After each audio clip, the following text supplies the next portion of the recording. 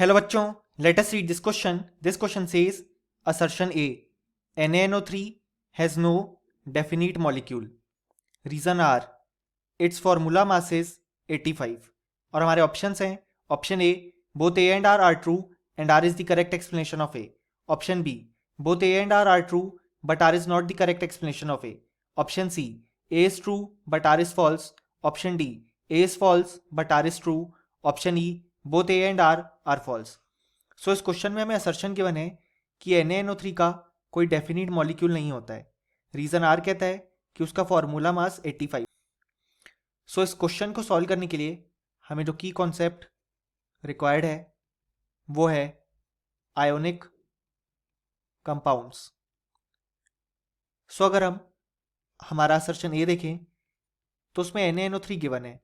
सो जो NaNO3 होता है वो एक आयोनिक कंपाउंड होता है जिसमें जो कैटायन है वो है Na+ और एनायन है NO3-. सो हम जानते हैं आयोनिक कंपाउंड का एक सॉलिड लैटिस होता है जिसमें कि जो कैटायंस हैं और एनायंस हैं वो एक अरेंजमेंट में प्रेजेंट होते हैं जो कि एक प्रॉपर अरेंजमेंट होती है जिनमें दोनों के बीच गैप्स होते हैं और दोनों मिलकर एक सॉलिड लैटिस फॉर्म करते हैं.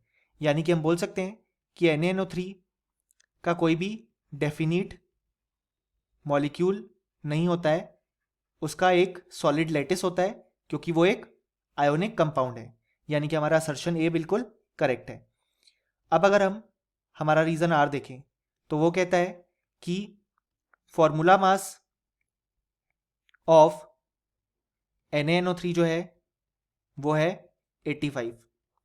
सो यहाँ पे आयोनिक कंपाउंड के लिए हम फॉर्मूला मास डिफाइन करते हैं जैसे कि नॉर्मल एटम्स या मॉलिक्यूल्स के लिए हम डिफाइन करते हैं atomic mass and molecular mass.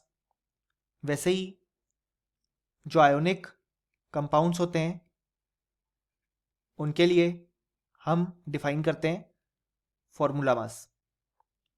सो यहाँ पे अगर हम फॉर्मूला मास देखें NaNO3 का तो वो हो जाएगा 23 सोडियम के लिए, +14 नाइट्रोजन के लिए, +16 × 3 ऑक्सीजन के लिए, जिसको हम ऐड करेंगे तो हमारा आंसर आएगा 85. यानी कि हमारा जो रीज़न आर है वो भी बिल्कुल करेक्ट है. यानी कि हम देख सकते हैं कि हमारा जो असर्शन ए और रीज़न आर है वो दोनों करेक्ट है, लेकिन जो हमारा रीज़न आर है वो असर्शन को एक्सप्लेन नहीं कर रहा है क्योंकि दोनों सेपरेट स्टेटमेंट्स हैं. इसलिए जो हमारा करेक्ट ऑप्शन हो जाएगा वो हो जाएगा ऑप्शन बी कि both A and R true but R is not the correct explanation of A. और फाइनली हमें लिख भी सकते हैं कि इस क्वेश्चन का जो करेक्ट आंसर है वो है option B. Hope you understood it well. Best of luck.